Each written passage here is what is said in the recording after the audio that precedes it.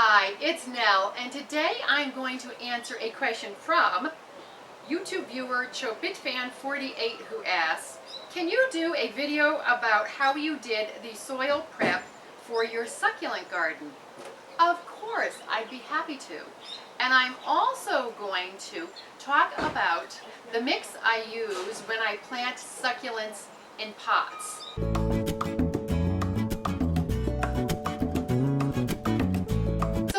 That I did is I made sure that the pH of the soil was right for growing succulents. And here in Santa Barbara, my soil is neutral to slightly acidic, and that is perfect for the majority of most succulents, so that was no problem at all.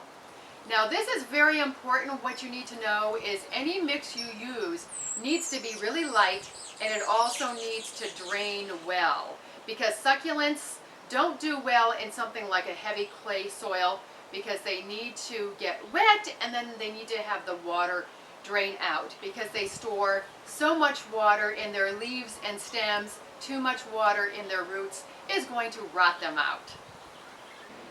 I removed the existing plants that I didn't want, and then I loosened the native soil.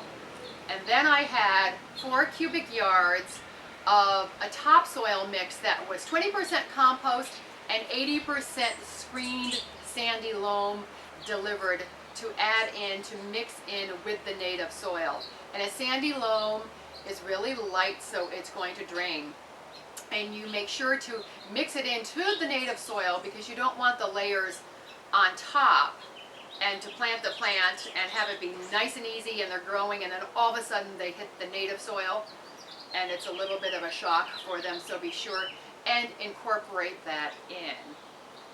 And then I also had 3 cubic yards of an organic compost delivered because the topsoil mix is only 20% compost and I wanted more compost in the mix.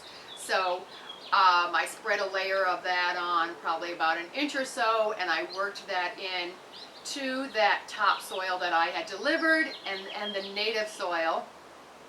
And then I also saved a bit of it aside too because I put a handful or two into each planting hole when I was planting the succulents. And I also put in some worm castings too because that is my favorite amendment.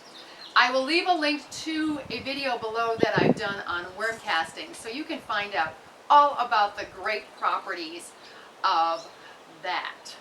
If you're doing a larger landscaping job, it's much more economical to have your amendments, your mixes, your soils, your rock delivered in bulk. And also too, your local landscape supply company will probably have a mix that is more specific to your area.